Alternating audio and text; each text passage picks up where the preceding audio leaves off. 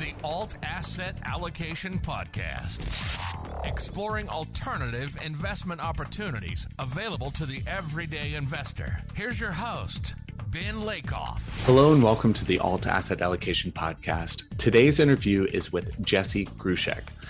Music NFTs, still not understood or known by many, but in some corners of the internet, they are all the rage. In this episode, we talk about music NFTs, especially given Jesse's background in the music industry, as well as many other aspects of the NFT world. Before you listen, please don't forget to like or subscribe to the podcast, or even better, leave a review. If you're watching this on YouTube, please subscribe to the channel and or give the video a little thumbs up. This thing really, really helps. Awesome. Here we go. Enjoy the episode with Jesse on music NFTs. Jesse, welcome to the Alt Asset Allocation podcast. Excited to have you on today. Excited to be here. Cool, man. Yeah, and doing these on Twitter is pretty fun, I'm not going to lie. So we'll allow people to jump in and then at the end open up for some Q&A. But before we get into NFTs and music NFTs and all things around that, wanted to start off a bit about your background, how you got into crypto, and what you're working on now. Yeah, background. I have been in the crypto space now, I guess, or I've been aware of Bitcoin now for 12 years, I suppose. I found Bitcoin end of 2010. It was worth 2/100 of a penny. I thought it was the dumbest thing ever. I moved on. Well, not so true. I mined it for a couple of days. I was like, oh, this could be interesting. Like, you could just make money with your computer. And this was still back when CPU mining was a thing. And so I mined for a couple of days. I had 2/100 of a penny, half a Bitcoin. And I was like, wow, my computer hasn't worked at all in 2 days. And I don't have any money. So this makes no sense. So I forgot about it for a year. Found it about a year later on a certain site that was utilizing it for purchases. And this was 2011. So you can make whatever assessment you want of that. And again, I didn't really see any value in it. You know, I saw it as a means of exchange, not any value. And it wasn't really until probably, I think, early 2012 when the price started. I think the price hit $7 for the first time back then. And then it kind of triggered the question in my head of like, why does this have value? And why do people believe this has value? And in kind of asking that question, I started asking the question, well, why does the US dollar have value? And it was kind of that moment, I feel like, that really set me on the path that I am on today of value established constructs and, how we can kind of reallocate resources and capital in the world to make it a more equitable and creative and better space for everyone. So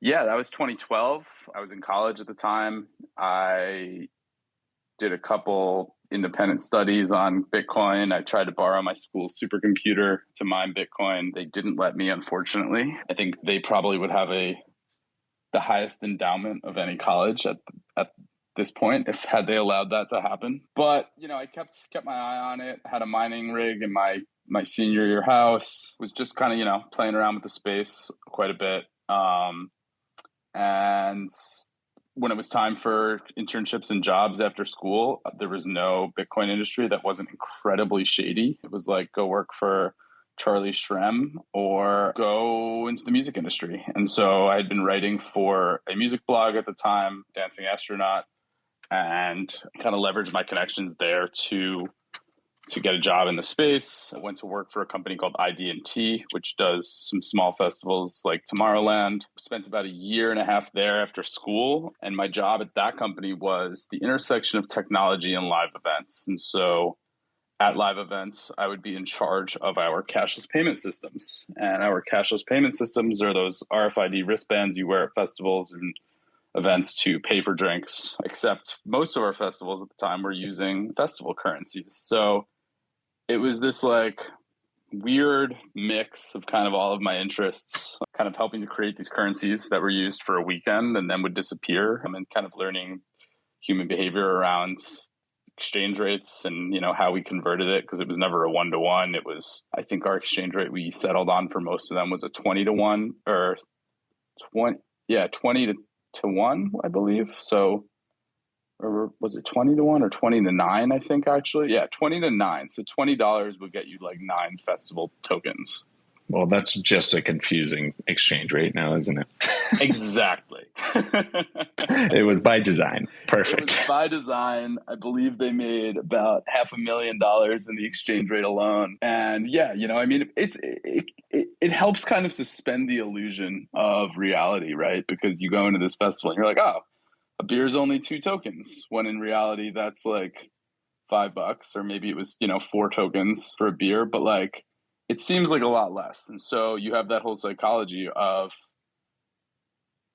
things are cheap because I have tokens. I have 9 tokens. I can get 3 beers or 2 beers or whatever it was. And it was interesting, and I spent about a year there. I kept trying to tell everyone that the system we were running should be on colored coin and Bitcoin. And this was 2014, and everyone thought I was absolutely out of my mind. So that didn't last too long. Spent about a year and a half there, and left, was looking for my next role, decided that I should go into tech, wanted to do project management. I had a background in computer science, so I realized, let me suck it up, do some coding for a couple of years, and I'll eventually work my way up to like a project manager. I found a company called Consensus kind of in my days of like working on my development chops.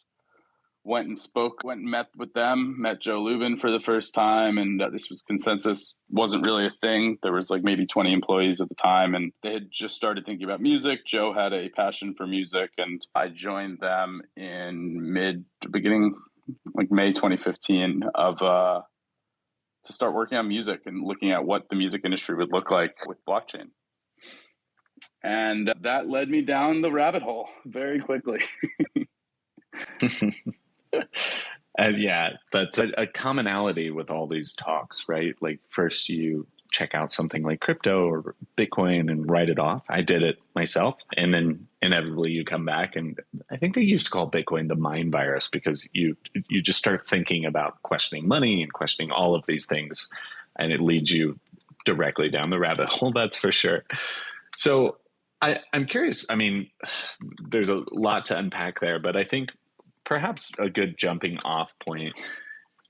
So something I hear often within the NFT space, especially, and maybe we're just that part of the market, but NFTs are the future of the music industry.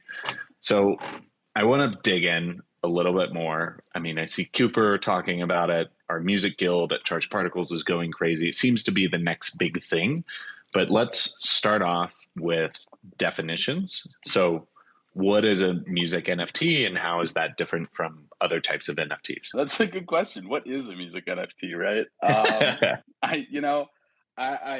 I could give you a definition, but I could also give you a definition that counteracts the definition I gave. So, I think when we think about music NFTs in general, right, we think about songs and taking the song and turning it into an NFT. And now, we could go into the definition of what an NFT is, but I won't kill everyone there. But basically, it is a digital version or a digital representation of a song. And I guess not a digital representation, or I guess a blockchain version of a song. It's hard to define, because I think, it's not really the song. It's like a version of the song, right? It's a print, essentially, of digital print of the song, I suppose, for the majority of these. At least that's how I kind of view them, because you're not really getting anything with that, right?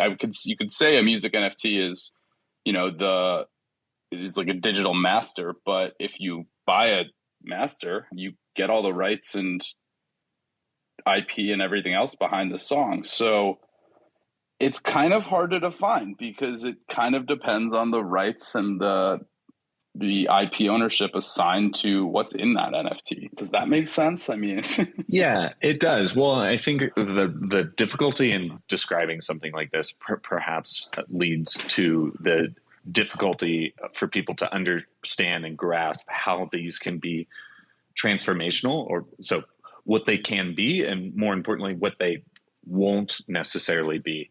So, like when people talk about NFTs being able to revolutionize the music industry, or it's the future of the NFT music industry, Why do people get so excited about this? You know, I I'm not going to sit here like a hype man because I honestly have been trying to figure that out too. I spent in 2015 when I joined Consensus, we released the first consumer, I'll call it an application, but that's generous. It was really a demo on Ethereum in October 1st, 2015. So really one of the first consumer uses on the Ethereum blockchain. And you were able to go on, listen to Imogen Heap's song, Tiny Human, see all the ownership of who owned what percentage of that song, and you were able to purchase that song. And it was, I think, 60 cents in US dollars and 1 ETH. So for 1 ETH, you could buy the song. And when you bought the song, all of the splits were done automatically. And we were like, this is fucking revolutionary, right? Like, you buy the song, everyone gets paid out immediately. Boom, this is going to change everything. The music industry is going to love this. And, that's what we kind of thought, right? And we spent all of 2016, or I spent all of 2016 going into all the record labels and publishers and whoever else. And, granted, this was 2016, and that was the first year the music industry had been on a positive growth path in 15 years. The music industry in 2000 was worth, I think, around like 31 billion. And then by 2015, it was 15 billion. And so 2016 was the first up year they had in 15 years. And so no one cared. No one wanted to make anything more transparent. No one wanted to make anything less of a black box because they were making money for the first time in years and they didn't want to mess with that. So, that the ideology that it was going to change everything, I think, came from, me and others that were, mostly technologists that didn't really have any music industry experience, didn't understand the music industry, didn't really, see how it couldn't change everything. And the music industry looked at us like we were out of our minds and that, we were just another technology solution looking for a problem, which in many ways they were right. But, I think, how do music NFTs, how does blockchain and music change everything? I think because it gives everyone kind of the same opportunity to play. It gives everyone the ability to publish, to market, to do all of that. But you still need to do all the marketing. You still need to do all of the kind of traditional music industry things just because you're now using a different format. I don't think it necessarily changes anything, but it does give the ability for artists to at least understand and have transparency into their business, right? And I think that's what the music industry didn't want to give up in 2016 was that transparency. And that's what crypto kind of gives to musicians and to creatives is the ability to know their revenue flows, to know where the money's coming from, to understand who it's coming from, so that they can start to build better relationships with these supporters, with the fans, with the patrons, and build, a successful career. There's the age-old article, was 1,000 fans problem, right? You got 1,000 true fans. Yeah, Kevin Kelly. Yeah, you get 1,000 true fans. They make $100. They give you $100 each. You're making $100,000 as an artist, and now you have a sustainable living. And I think that becomes more possible than ever when using technologies that allow you to see into your business, to understand where it's coming from. Because before, none of this stuff was transparent. None of it was visible. You'd get a check from your label every 6 months. If you were lucky, every year. You get a payment from ASCAP. You get random payments. You don't know how much they're coming in for. You just kind of get checks and you hope for the best. And, you take your advance and you hope you can live off of it until you can release another album. So, that to me is why this technology is revolutionary for creatives and musicians, because it kind of allows insight and puts the artist back on top rather than being kind of the last person paid out, right? Because instead, the artist is getting paid and then they can pay out all the people that were involved or it can automatically be paid out versus what happens now where, out of the 17 or 18 billion that the music industry is worth, I think artists take home somewhere between 8 to 12% of that. So, how do you take that model and you flip it on its head? And I think that to me is what's really exciting. I think a lot of the experiments and such going on right now are hype, but it's exciting. I think if everything we're doing with crypto and blockchain and, all of this future thinking is correct, that we're automating away a lot of the monotonous business and contracts and, hundreds and hundreds of jobs and people and middlemen, what do we have left as humans? And we have creativity. And that, I think, is the most important part, is that we can continue to foster creativity. We can make it a sustainable living. You can make, sustainable income off of creativity. And that's really all we have over a machine at the end of the day. I love it. No, I mean, it's true.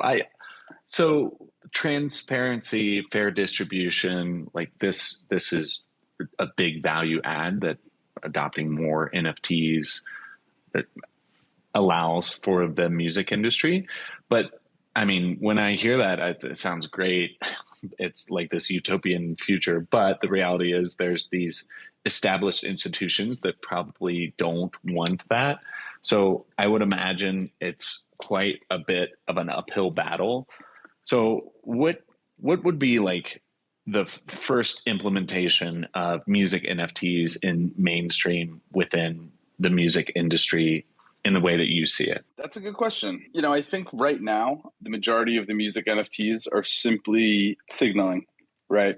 It's, I purchased this NFT, I paid X amount of dollars for this NFT, because they're not cheap, like even some of the, cheaper ones in like some of these platforms, you're still looking at like a 0.1 ETH mint, which, today is $300. And, tell me the last time you spent $300 on like a single artist in the traditional sense, right? It's not accessible for most fans, but, let's play this scenario out, right? Like, so if signaling and that is the most important thing, and if a major platform were to adopt, what music NFTs today are, that could look like Spotify having who the NFT owner is in the credits, right? And I think that alone would do really wild things to the NFT market, because when you buy pretty much any visual NFT, like any JPEG or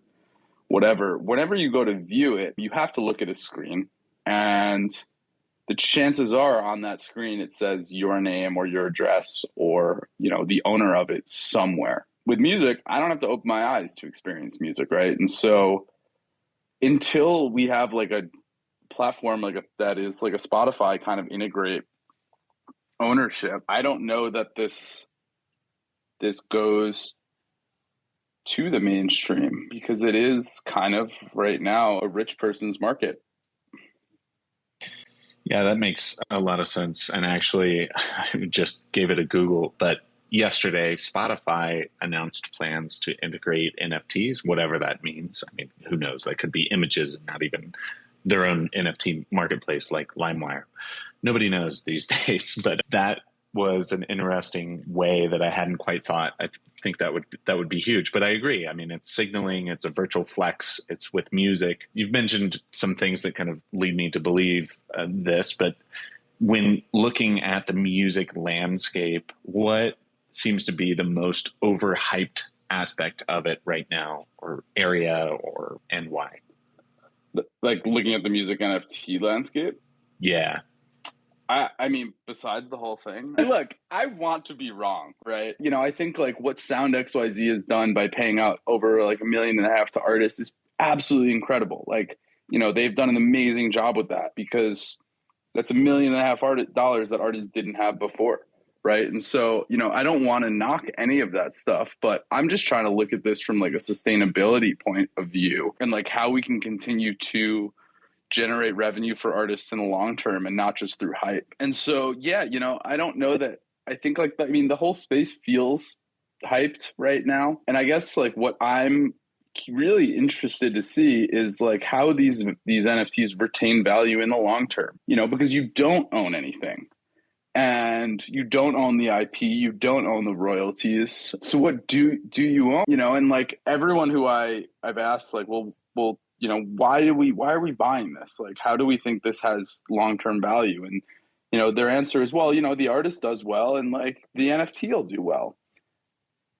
Maybe, I'm excited to hopefully see that. And I don't know, until we're at that point where, there is this like massive secondary market that's like continuously up only. I don't know that, or at least up on the artists that are doing well and like having Billboard, top 100s and whatnot. Like, yeah, I don't know. I'm very skeptical. I like, again, I want to be wrong. It's just, maybe I'm a boomer at this point and I don't get it. I don't know. No, I totally get it. I mean, a lot of this is predicated on number go up, and people associate this NFT with the success of that artist, and sometimes it's not exactly directly tied together. But I'm curious then, for these artists that want to create a sustainable ecosystem around their community, I mean, how should they be thinking about more sustainability in the long run there? Yeah, I think, it looks like utility right now, everyone's favorite word. I think like the fan club model is super interesting. It's, I think that right now as an artist, you should be trying every single one of these things. You should be trying to figure it out, because if it doesn't work, there's no harm done. But if it does work and, you get paid $300 or $3,000 or $30,000, fuck yeah, wonderful. But yeah, like how do you build a community online as an artist, right? How do you know your fans? How do you know where your fans are, where you should be playing shows? These are like what I really want to see, and what people have talked about for years with like why blockchain and music is like knowing your fans, owning your platform. Because for many fans or many artists, on Spotify, you don't know who your fans are. You don't know where they're from. You don't know if they're at your shows. For the most part, there are some artists that can get that data, but that stuff's really important to be able to own, your community. And if we can kind of build towards that, and artists can appreciate that and start doing that and make relationships with these collectors, not just because they're speculating, but because they actually believe in their career, that I think that to me is where this stuff starts. But again, there's no path, there's no guidebook yet, and there's no right or wrong answers. It's just kind of all experimentation at this point. Yeah. And then flipping it on its head, I mean, that's more for the creators, but for investors in the space looking to get involved, this has always been my issue or my difficulty. People have asked, hey, how do I get exposure to NFTs? And there's very few things that you can buy to give you broad exposure. But how would you suggest somebody looking to, air quotes, invest in the music NFT world go about that? I don't know, just start buying everything on sound, right? Go buy a bunch of catalog records, but buy things you believe in. I don't know that there's really anything great to speculate on, because, I guess with speculation comes at least some sort of inside knowledge that like certain things are going to do well. And I don't know that any of that's there yet. It's, if you have the money to speculate, then go develop relationships with these artists. Go buy some of their NFTs for, large amounts of money. And look, I broke the record, I suppose, on like buying one of the most expensive NFTs on Zora, music NFTs. So, I guess you could ask me, well, why'd you do that, right? And for me, I threw a bid on the Latasha music video NFT on Zora, just kind of for fun, because like, wanted to be seen in the space and wanted to make sure people knew that like I was still here and around. But then I started listening to her Twitter space, and like in the last hour of the auction, and I had been outbid at this point, and what she was talking about was just so like real, right? You know, she was talking about how she had been an artist, you know, she's been an artist for 10 years. She was opening for some really big rappers back in like 2013, 2014, and some major labels approached her and gave her insulting amounts, or offered to give her insulting amounts for, you know, an advance. And she had kind of, you know, she started to build this empire, and her music videos started to go for more and more. And I really wanted to help her continue her story, because her story is powerful. And not only is her story powerful, but she gives back to the community so much. She does like weekly or bi-weekly onboarding sessions for artists called Zoratopia. And so if you're a new artist, go join one of those. You know, she does, I think every 2 weeks, she does a Zoratopia to help onboard new artists. And so I wanted her story to continue, and I wanted to support her. And I didn't buy that NFT because I thought it would be more valuable in the future. I bought it because I wanted to see Latasha succeed. And so, yeah, I don't know that there really is, like, if I was going to speculate on NFTs and crypto in general, it probably wouldn't be music NFTs, honestly. But I will speculate on the future success of artists and individuals. And that's why I bought the Latasha one, because I, you know, believe in the future value of Latasha, whether or not the music NFT is at all valuable at any point in the future. Yeah, that's really good. I mean, but for an investor, I mean, the time required to get to know these artists, the value that they're bringing, their vision, how they intend to like change the world, what curation website or what kind of sources could they use to shorten that path to finding those people? I know Cooper just released a music NFT newsletter that's probably got some good information for investors in it. I mean, Twitter, obviously, you know, who's talking, who's hyping their stuff up. There's really not many great ones. I mean, go on catalog and just click play and see what resonates with you. You know, put it on the background, and if you hear something that like you love, then go buy it. But yeah, there's nothing great right now in the music NFT space for the amount of potential hype it really has. Yeah, no, I mean, it's true, right? It's like, this is the hurdle for a lot of people wanting to get in, because the advice from everybody is like, oh, you know, just spend 15 hours on Twitter and a bunch of time within these small circles. And that's kind of the best way people have right now, unfortunately. I'm curious, when like zooming out a bit more within the overall NFT landscape, so not just NFTs, what areas are most interesting to you at this point, and why? For the overall NFT landscape? Yeah. I don't know that there's a specific area necessarily. There's a few projects that are super exciting and interesting because I think they're kind of asking all the right questions and thinking all of the right things. You know, one of those being anything that the fluff world touches. Super bullish on what those guys are building. I think they have kind of this vision for the metaverse that's really thoughtful. You know, they're working right now to integrate chat and all of that stuff into metaverses with the Fluff World project and the Seekers project. You know, I know that it's because it's tough, right? Like if you look at the NFT space, right, like you try to think of like, all right, well, what's the future value of this, right? Well, the future value is that like when I have my metaverse house, I want to be able to put art on the walls, right? And like that's a fun game, but then like you start to go like, all right, well, where is my house? Is my house in Decentraland? Is it in Sandbox? Is it, you know, the new ape world that's going to come out? Like, where is it, right?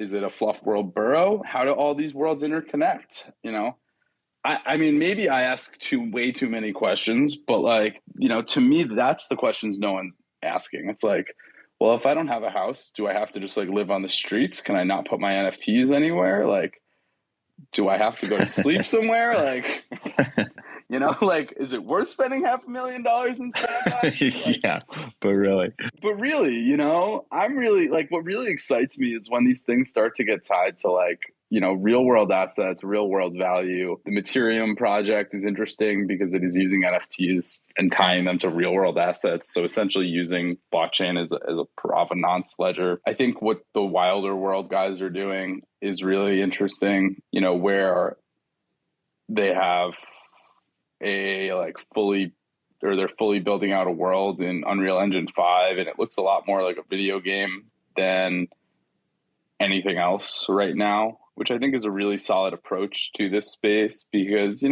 we could pretend that we have all these questions and such, like I have, right?